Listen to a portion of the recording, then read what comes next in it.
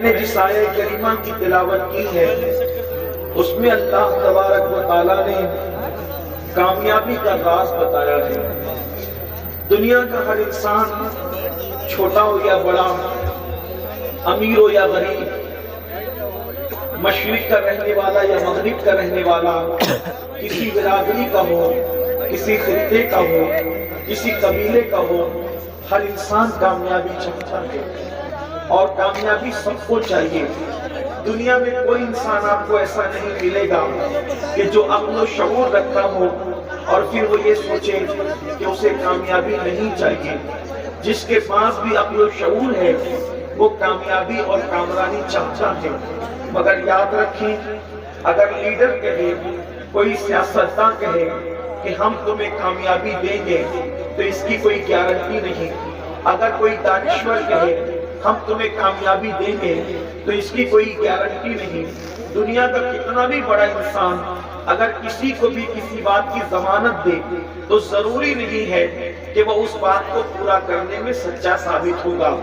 لیکن اللہ کی کتاب ایسی کتاب ہے جسے قرآن مقدس کہتے ہیں۔ یہ وہ کتاب ہے جو عرب کے صحرا نشینوں کو مل گئی تو وہ کیسر و کسرا کے تاجدار بن گئے۔ یہ وہ کتاب ہے جس کی شان کا عالم یہ ہے کہ گمراہوں کو جب اس کتاب کی تعلیم ملی تو وہ آسمان ہدایت کے تارے بن گئے۔ یہ وہ کتاب ہے اللہ اکبر جس نے انسان میں شعور انسانیت پیدا کی۔ یہ وہ کتاب ہے جس نے انسان کو ناز بندگی عطا کیا، انداز بندگی عطا کیا، شعور زندگی عطا کیا، زندگی گزارنے کے ادوار عطا کیے۔ اللہ اکبر اسی مقدس کتاب کے اندر موجود ہے قد افلح من تزکا وذکر اسم ربہ فصلی، کہ جس نے اپنے من کو، اپنے دل کو پاک کر لیا، گناہوں سے پاک کر لیا، اپنے دل کے اندر سے گناہوں کی محبت کو نکال دیا، اور اس کے بعد جو نمازی بن گیا اللہ تبارک و تعالیٰ اسے کامیابی عطا فرمائے گا۔ پتہ چلا کامیابی کا انحصار تین باتوں پر رکھا گیا ہے۔ ایک تو یہ من کو پاک کرنا، اللہ کا ذکر کرنا اور نمازی بن جانا۔ ان تین چیزوں پر کامیابی کی ضمانت دی گئی ہے۔ میرے پیارے آقا صلی اللہ علیہ وآلہ وسلم کے پیارے دیوانوں، مگر کتنے افسوس کی بات ہے، اللہ اکبر گناہوں سے دل کو پاک کر کے، گناہوں کی گندگی سے دل کو پاک کر کے، گناہوں کی محبت سے دل کو پاک کر کے اور زبان پہ اللہ کا ذکر سجا کر انسان اگر نمازی بن جائے تو قدرت رب العزت اسے کامیابی کی ضمانت دے رہا ہے۔ اللہ تبارک و تعالیٰ اسے کامیابی کی ضمانت عطا فرما رہا ہے۔ آج قوم مسلم جو در در کی بیکاری بنی ہوئی ہے، آج قوم مسلم جو ذلت و رسوائی میں ڈوبی ہوئی ہے، آج قوم مسلم جو بے چینی اور بے قراری کا شکار ہے، آج قوم مسلم جو سسک رہی ہے، اللہ اکبر اس کی سب سے بڑی وجہ یہ ہے کہ مسلمانوں نے اللہ کے گھر کو آباد کرنا چھوڑ دیا، خدا کے گھروں کو ویران کر دیا۔ اللہ اکبر آج لوگ کہتے ہیں مولانا ہمارے گھروں پر بلڈوزر کیوں چل رہا ہے؟ میں کہتا ہوں جو ظلم کر رہے ہیں خدا ان کے گھروں کو بھی سلامت نہ رکھے گا۔ مگر اچھی طرح یاد رکھنا، میں آپ سے پوچھنا چاہتا ہوں اپنے گھر اجڑے تو تمہیں اتنی تکلیف ہو رہی ہے، تم نے برسوں سے خدا کے گھر کو اجاڑا ہے، خدا کے گھر کو ویران کر دیا ہے۔ مسلمانوں یاد رکھو اگر قوم مسلم اللہ کے گھر کو سجدوں سے آباد کرتی تو کسی ماں نے ایسا لال پیدا نہ کیا جو تمہارے گھروں کو اجاڑ سکتا ہو۔ کیا سمجھتے ہو؟ اچھی طرح یاد رکھو اس طرح کا ایک نہیں بلکہ ہزاروں جلسے سجا لو، تمہیں کامیابی نہیں مل سکتی۔ اللہ اکبر کامیابی ملے گی تو خدا کے گھر کو سجانے کی وجہ سے، خدا کے گھر کو آباد کرنے کی وجہ سے۔ جلسے کرنا کامیابی کی ضمانت نہیں جب تک عمل کے میدان میں قدم نہ رکھو گے۔ اس کی وجہ یہ ہے مسلمانوں اچھی طرح یاد رکھو جب رات کی تاریکی میں اللہ اکبر مسجدوں پر جب رات کی تاریکی چھاتی ہے، جب رات کا وقت آتا ہے، رات کا سناٹا چھاتا ہے اور اس مسجد کے اندر اس محلے کے نوجوان نماز پڑھنے کے لیے نہیں آتے، اس مسجد کو آباد کرنے کے لیے نہیں آتے، تو رات کے سناٹے میں مسجد اللہ کی بارگاہ میں عرض کرتی ہے مولا جن لوگوں نے مجھے ویران کر دیا ویران کر دے۔ اللہ اکبر، مجھے بتاؤ جس قوم کی تباہی کے لیے مسجد اللہ کی بارگاہ میں عرضی کر رہی ہو، وہ قوم تباہ نہ ہوگی تو کون سی قوم تباہ ہوگی؟ وہ قوم برباد نہ ہوگی تو کون سی قوم برباد ہوگی؟ بڑی معذرت کے ساتھ میری قوم جلسہ سننے کے لیے تو ہزاروں کی تعداد میں جمع ہوتی ہے، مگر عمل کرنے کے لیے آخر ہماری تعداد کتنی ہے؟ میں آپ سے پوچھنا چاہتا ہوں، جتنی بڑی تعداد جلسے میں موجود ہے، اگر اتنی تعداد مسجد میں فجر کی نماز میں پہنچنے لگے تو قوم مسلم کو کامیابی سے کوئی روک نہیں سکتا، کامیابی سے کوئی روک نہیں سکتا۔ میرے پیارے آقا صلی اللہ علیہ وسلم کے پیارے دیوانوں، اللہ کے حبیب، غیب کا نبی، شفیع المذنبین، رحمت للعالمین صلی اللہ علیہ وآلہ وسلم حضرت سیدنا ابو ہریرہ سے فرماتے ہیں، اے ابو ہریرہ، تو بے نمازی کے بازو میں بھی نہ بیٹھا کرو، تم بے نمازی کے قریب بھی نہ بیٹھا کرو۔ فقیہ ابو اللہ سمرقندی اپنی کتاب میں لکھ رہے ہیں، آپ کیا سمجھتے ہو؟ اللہ اکبر، یہ تصور کرتے ہو کہ نماز کو ترک کر کے رسول اللہ کے محبوب بن جاؤ گے، حضور کے مقبول بن جاؤ گے، حضور کے عاشق بن جاؤ گے؟ یاد رکھنا اور اچھی طرح یاد رکھنا، اللہ کے حبیب علیہ السلام بے نمازی سے کیسی بیزاری کا اظہار کرتے ہیں۔ سیدنا ابو ہریرہ سے فرماتے ہیں، ابو ہریرہ، بے نمازی کی صحبت میں نہ بیٹھا کرو، اس لیے کہ آسمان سے بے نمازی پر لعنت برستی ہے۔ جو بے نمازی کے قریب ہوتا ہے، ہو سکتا ہے اس کے اثرات اس پر بھی برس جائیں۔ ایک مقام پہ میرے آقا علیہ السلام فرماتے ہیں، اے میرے صحابہ، اللہ کی بارگاہ میں دعا کیا کرو کہ اللہ تمہیں بدبخت نہ کرے اور اللہ تمہیں محروم نہ کرے۔ آقا کریم صلی اللہ علیہ وآلہ وسلم اپنے اصحاب سے کہہ رہے ہیں، اے میرے صحابہ، اللہ کی بارگاہ میں دعا کرو، اللہ تمہیں بدبخت نہ کرے، اللہ تمہیں محروم نہ کرے۔ صحابہ نے عرض کیا، یا رسول اللہ، بدبخت کون ہے، محروم کون ہے؟ تو میرے آقا مصطفیٰ کریم رؤوف الرحیم صلی اللہ علیہ وآلہ وسلم فرماتے ہیں، جو نمازوں کو چھوڑ دیتا ہے وہ بدبخت بھی ہے اور وہ محروم بھی ہے۔ آؤ آج بہت آسانی کے ساتھ لوگ کہتے ہیں، مولانا نماز پڑھنے کے لیے ٹائم نہیں ملتا، وقت نہیں ملتا، گیم کھیلنے کے لیے وقت ہے، فیس بک یوز کرنے کے لیے وقت ہے، دوستوں کے ساتھ گپ شپ کرنے کے لیے وقت ہے، نماز کے لیے وقت ہے، اللہ کے لیے وقت نہیں۔ اور اگر اللہ کے لیے وقت نہیں نکالتے تو ذرا دل کے کانوں سے ایک حدیث مبارکہ کو سنیں۔ اس حدیث کو بھی حضرت علامہ عثمان ابن حسن رضی اللہ تبارک و تعالیٰ اپنی کتاب میں لکھتے ہیں۔ یہ درۃ الناصحین کے اندر یہ حدیث موجود ہے، جس کو علامہ عثمان ابن حسن نے اپنی کتاب میں لکھا۔ کیا اللہ کے رسول صلی اللہ علیہ وآلہ وسلم کا حسین اور خوبصورت دور ہے۔ آج آپ مولوی صاحب کے سامنے کتنا ہی بہانہ کریں، آج آپ اپنی طبیعت سے کوئی بھی کسی بھی انداز سے آپ بہانے بازی کرتے رہیں، لیکن اللہ کے یہاں کوئی بہانہ نہیں چلے گا۔ عثمان ابن حسن لکھتے ہیں، اللہ کے رسول صلی اللہ علیہ وآلہ وسلم کا ظاہری دور ہے، حضور اکرم صلی اللہ علیہ وآلہ وسلم اپنے اصحاب کے درمیان موجود ہیں۔ ایسے میں ایک جوان روتے ہوئے آتا ہے، اللہ کے حبیب علیہ الصلوۃ والتسلیم اس جوان سے اس کے رونے کی وجہ پوچھتے ہیں کہ اے جوان، تو کیوں رو رہا ہے، تیرے رونے کی وجہ کیا ہے؟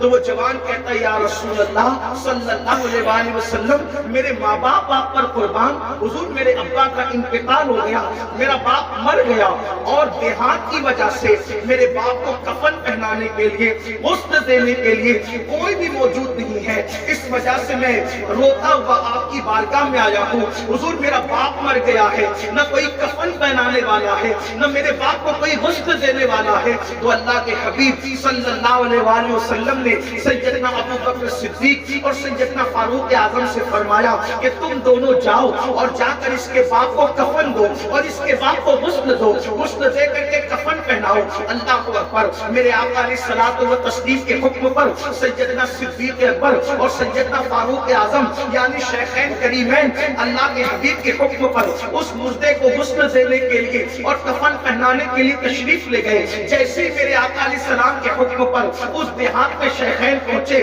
صدیق و فاروق پہنچے اور اس کے چہرے سے کپڑا ہٹایا, غسل دینے کے لیے کپڑا ہٹایا تو دونوں کے پیروں کے نیچے سے زمین کھسک گئی اور دونوں نے کیا دیکھا کہ اس کا چہرہ کالے سور کی طرح ہو گیا, اس کا چہرہ کالے خنزیر کی طرح ہو گیا. اے میری قوم کے جوانوں, اے مسلمانوں, توجہ کے ساتھ سنو. اگر اپنے آپ پر رحم ہے, اگر اپنے آپ سے پیار ہے, اگر اپنی آخرت سے پیار ہے تو دل کے کانوں سے سنو. صدیق اکبر فاروق اعظم اس میت کو غسل دینے کے لیے اللہ کے نبی صلی اللہ علیہ وآلہ وسلم کے حکم پر پہنچے اور جیسے اس کے چہرے سے کپڑا ہٹایا تو دیکھا اس کا منہ کالے سور کی طرح, کالے خنزیر کی طرح ہو گیا. اللہ اکبر. جب دونوں رو پڑے اور ایک شخص کو بھیجا کہ جاؤ اور جا کر اللہ کے رسول علیہ السلام سے سارا ماجرا عرض کرو, حضور ہم اس کو کیسے غسل دیں, اس کو کیسے کفن پہنائیں, اس لیے کہ اس کا چہرہ تو کالے سور کی طرح ہو گیا, کالے خنزیر کی طرح ہو گیا. وہ جوان میرے آقا کی بارگاہ میں آ کر سارا ماجرا عرض کرتا ہے. اللہ کے رسول غیب کا نبی صلی اللہ علیہ وآلہ وسلم وہاں تشریف لے جاتے ہیں اور جب اس کے چہرے کو میرے آقا نے کالے خنزیر کی طرح دیکھا, حضور کی آنکھوں میں آنسو تھے. اللہ کے نبی نے ہاتھ اٹھائے اور ہاتھ اٹھا کر عرض کیا, مولا اس کے چہرے کو بہتر کر دے, اس کے چہرے کو درست کر دے. اللہ اکبر. جیسے میرے آقا کا دعا کرنا ہوا, کیونکہ میرے آقا کی دعائیں تو مقبول ہے, میرے امام کہتے ہیں عنایت کا جوڑا, اجابت کا صحرا, دلہن بن کے نکلی دعائیں محمد, اجابت میں جھک کر گلے سے لگایا بڑی ناز سے جب دعائیں محمد. اللہ اکبر. حضور اکرم صلی اللہ علیہ وآلہ وسلم کا دعا کرنا تھا کہ حضور کی دعا کی برکت سے اللہ نے اس کے چہرے کو ٹھیک کر دیا, اس کے چہرے کو برابر کر دیا, اس کے چہرے کو پہلے جیسا کر دیا.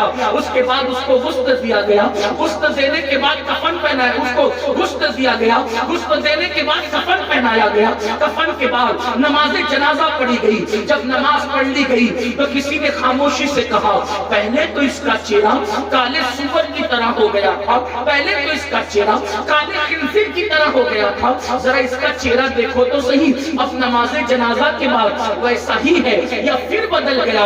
اب جیسے ہی نماز جنازہ کے بعد اس کے چہرے سے کفن ہٹایا گیا تو کیا دیکھا گیا کہ اس کا چہرہ پہلے جیسے کالے سور کی طرح, کالے خنزیر کی طرح تھا, ویسے اس کا چہرہ خنزیر کی طرح ہو گیا. اللہ اکبر. اللہ اکبر. جب میرے آقا علیہ الصلوۃ والتسلیم نے دیکھا, حضور رو پڑے, صحابہ کرام رو پڑے. صحابہ نے عرض کیا, یا رسول اللہ صلی اللہ علیہ وآلہ وسلم, عاقل شخص کا چہرہ بار بار کالے سور کی طرح کیوں ہو جاتا ہے, کالے خنزیر کی طرح کیوں ہو جاتا ہے؟ اللہ اکبر. تو میرے آقا غیب کا نبی صلی اللہ علیہ وآلہ وسلم نے اس کے بیٹے کو بلایا اور بیٹے کو بلا کر کے فرمایا, تو ہی بتا کہ تیرا بیٹا, کہ تیرا باپ کیا کرتا تھا, تو ہی بتا کہ تیرا باپ کیا کرتا تھا. اس لیے کہ میرا اللہ کسی بندے پر ظلم نہیں کرتا, میرے رب کی ذات ظلم سے پاک ہے. یہ بتا تیرا باپ کیا کرتا تھا. اس جوان نے روتے ہوئے کہا, یا رسول اللہ صلی اللہ علیہ وآلہ وسلم, میرا باپ جب بھی نماز کا وقت آتا تھا تو نماز کے وقت میں سو جایا کرتا تھا, یہ نماز نہیں پڑھتا تھا. تب میرے آقا مصطفیٰ کریم رؤوف الرحیم صلی اللہ علیہ وآلہ وسلم نے فرمایا, جو دنیا میں نمازوں کو ترک کرے گا, جب قیامت کے دن وہ اپنی قبر سے اٹھے گا تو کالے سور کی شکل میں اٹھے گا, کالے خنزیر کی شکل میں اٹھے گا.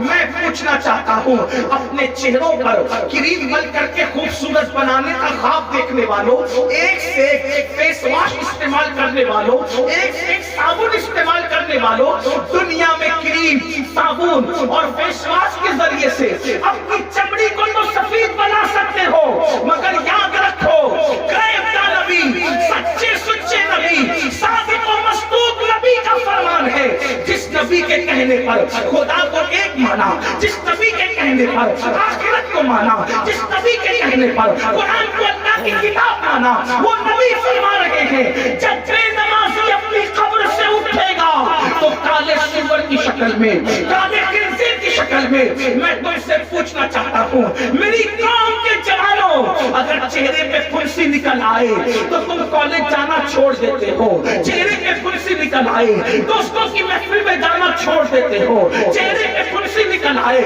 شادی بیاہ میں شرکت نہیں کرتے، مجھے بتاؤ جب نماز چھوڑنے کی وجہ سے یہ چہرہ کانے سور کی طرح ہوگا، کانے سور کا منہ لے کر اللہ کو کیا منہ دکھاؤ گے؟ قیامت کے دن کیسے حاضری دو گے؟ رب کی بارگاہ میں کیا منہ دکھاؤ گے؟ اس لیے یاد رکھو، ایک وقت کی نماز کے لیے 10 منٹ سے زیادہ کا ٹائم نہیں لگتا، بہانے نہ بناؤ، یاد رکھو یہ دنیا فریبی دنیا ہے، یہ دنیا مکار دنیا ہے، نماز کے لیے وقت نکالو۔ نماز کیا ہے؟ جس کی وجہ سے چہرہ دنیا میں بھی روشن ہوتا ہے، جنازے میں بھی روشن رہے گا، قبر میں بھی روشن رہے گا۔ نماز وہ ہے جس کی وجہ سے روزی میں برکت ہوتی ہے، نماز وہ ہے جس کی وجہ سے عمر میں برکت ہوتی ہے، نماز وہ ہے جس کی وجہ سے مصیبتیں ٹلتی ہے، نماز وہ ہے جس کی وجہ سے قسمتیں بدلتی ہے، نماز وہ ہے جب بندہ سجدہ کرتا ہے تو اللہ اور بندے کے درمیان سے جتنے پردے ہوتے ہیں سارے پردے اٹھا دیے جاتے ہیں۔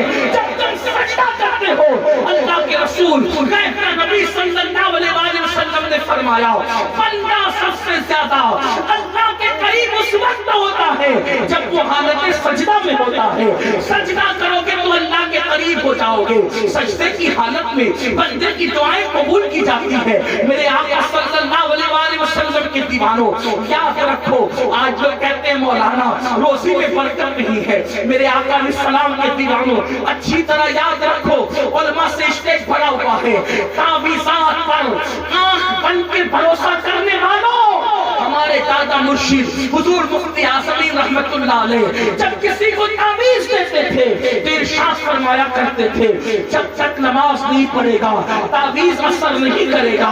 اب آپ سے پوچھنا چاہتا ہوں، نماز پوری زندگی نہ پڑھو، جمعہ کی 2 رکعت پڑھ کے مسجد سے بھاگ جاؤ، 2 رکعت نماز پڑھ کے مسجد سے ایسے بھاگتے ہو جیسے اسکول کی چھٹی ہونے پر اسکول کے بچے بے تحاشا بھاگتے ہیں۔ اللہ اکبر، فلموں میں جانے کے لیے گھنٹہ پہلے حاضری دیتے ہو، گناہوں کے اڈوں پر گھنٹہ ٹائم دیتے ہو، اور مسجد کے اندر اگر امام 10 منٹ کی تقریر لمبی کر دے تو لوگ کہتے ہیں آئندہ ہفتے سے لیٹ آئیں گے، مولانا تقریر بڑی لمبی کرتے ہیں۔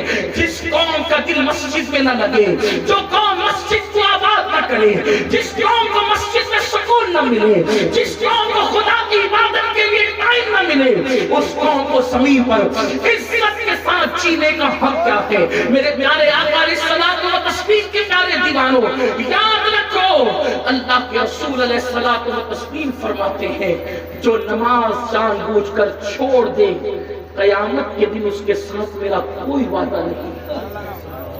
اللہ کے رسول علیہ السلام فرماتے ہیں اس کے ساتھ قیامت کے دن میرا کوئی وعدہ نہیں ہے۔ اور ایک مقام پر فرماتے ہیں جو جان بوجھ کے نماز چھوڑ دیتا ہے وہ اللہ کے ذمے سے باہر ہو جاتا ہے، اللہ کی رحمتوں سے، اللہ کی رحمت کی چادر، اللہ کی پناہ کی چادر اس سے ہٹا لی جاتی ہے، خدا کی پناہ کی چادر اس سے اٹھا لی جاتی ہے۔